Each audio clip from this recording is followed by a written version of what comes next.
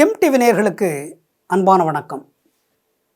அதிகாரம் 120 தனிப்படர் மிகுதி 1199வது குறட்பாவை பற்றி நாம் இப்பொழுது சிந்திக்க இருக்கின்றோம்.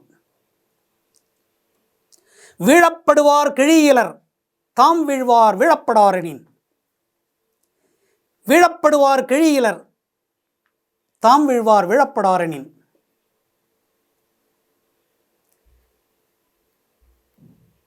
வீழ்கின்றவர் வீழப்படுகின்றவர் இதெல்லாம் மறைமுகமாக சொல்லுகின்ற ஒரு சொற்கள். இதிலே பொதிந்திருக்கின்ற பொருள் என்னவென்றால் யாருக்கும் தெரியாது.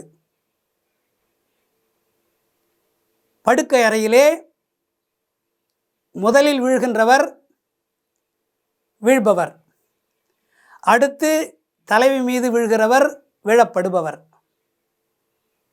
மிக நுட்பமான ஒரு கட்டில் இன்பத்தை, காதல் இன்பத்தை, உடல் உறவு இன்பத்தை சொல்வதற்காக இப்படிப்பட்ட சொற்களை சொல்லுகின்றார்.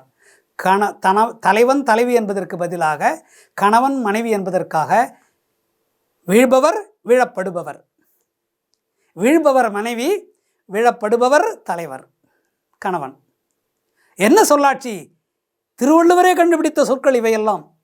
எந்த இலக்கியத்திலும் நீங்கள் பார்க்க முடியாது.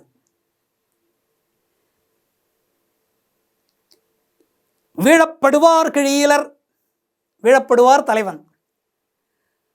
அவரிடத்திலே உண்மையான அன்பு இல்லை என்றால், தலைவியினிடத்திலே உண்மையான காதல் இல்லை என்றால், விருப்பம் இல்லை என்றால், பிரியம் இல்லை என்றால்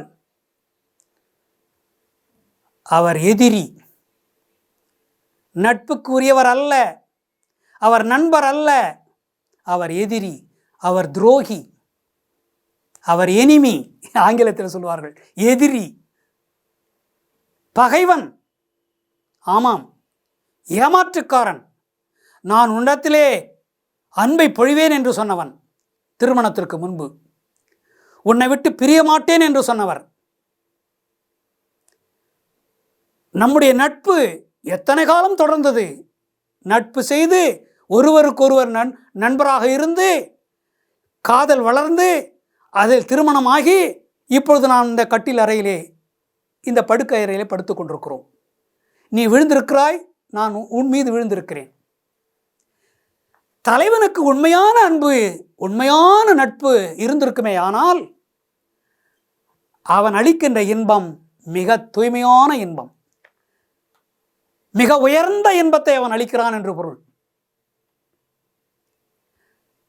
மிக உயர்ந்த நட்புக்குரியவன் என்று திருவள்ளுவர் சொல்லுகின்றார் அவனை. அந்த தலைவனை மிக உயர்ந்த நட்புக்குரியவன், மிக உயர்ந்த தலைவன், மிக உயர்ந்த பண்பாளன், மிக உயர்ந்த குணங்களை உடையவன், இந்த தலைவிக்கு ஏற்ற தலைமகன் என்று சொல்லுகின்றார் திருவள்ளுவர். எப்பொழுது? அவன் தன்னுடைய தலைவி மீது படுக்கின்ற பொழுது, படுக்கை அறையிலே தன் மனைவியிடத்திலே அவன் உடல் உறவு கொள்கின்ற பொழுது எப்படி இருக்க வேண்டும்? மிகுந்த அன்புடன் இருக்க வேண்டும். பேரன்புடன், பெரும் காதல் கொண்டு, பெரும் இச்சை கொண்டு, எந்த நினைவும் இல்லாமல், யாரை பற்றியும் நினைக்காமல் தன்னுடைய தலைவியை அப்படியே அன்பார் அரவணைத்து பேரன்பினாலே கட்டித்தழுவி மகிழ்ச்சியாக முகத்திலே புன்முறுவலோடு எந்த விதமான தலைவியை பற்றி எந்த ஒரு சொல்லும் இழிவாக பேசாமல், அவளை உயர்த்தி உயர்த்தி பேசி எந்த ஒரு காரணத்திற்காகவும் சீண்டாமல், அவளை குறை சொல்லாமல் அவள் இன்பத்தை கொடுக்கின்ற தலைவனாக இருந்தால் அவன்தான் உண்மையிலேயே நட்புக்குரியவன், தலைவனுக்குரிய தகுதி உடையவன். இல்லை என்றால் அவன் எதிரி.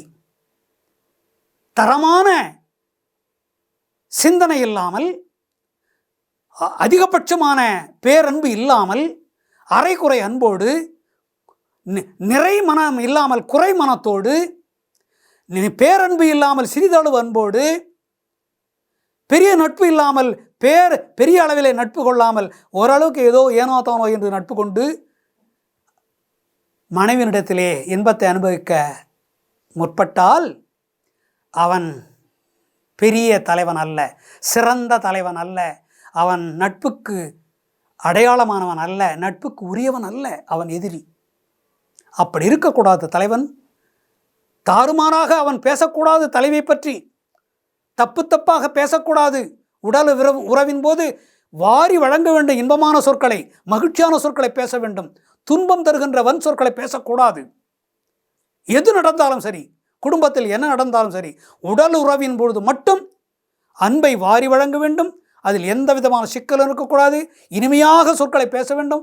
முகம் பளிச்சென்று ஒளிபொருந்திய முகத்தோடு, இன்முகத்தோடு அவளிடத்திலே பழக வேண்டும். அவளிடத்திலே இன்பத்தை அனுபவிக்க வேண்டும். துன்பம் என்ற அந்த முகத்திலே அந்த துன்பம் படரக்கூடாது. துன்பத்தை காட்டவே கூடாது. கண்களிலேயே தெரியும் அவன் துன்பம் இல்லாமல் இருக்கிறானா, இன்பமாக இருக்கிறானா, துன்பமாக இருக்கிறானா என்று அவன் கண்களை காட்டிக் கொடுக்கும். அதை அவள் தெரிந்து கொள்வாள்.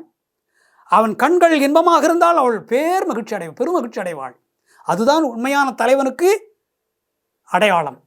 அப்படி தலைவன் இருக்க வேண்டும். எந்த விதமான சிக்கலும் இல்லாமல், தாழ்வு மனப்பான்மை இல்லாமல், தலைவியை தாழ்த்தி பேசாமல் உயர்த்தி பேசி, இனிமையாக பேசி, இன்பத்தை வாரி வழங்குகின்ற தலைவன் இருந்தால்தான் அவள் உயிரோடு வாழ்வாள்.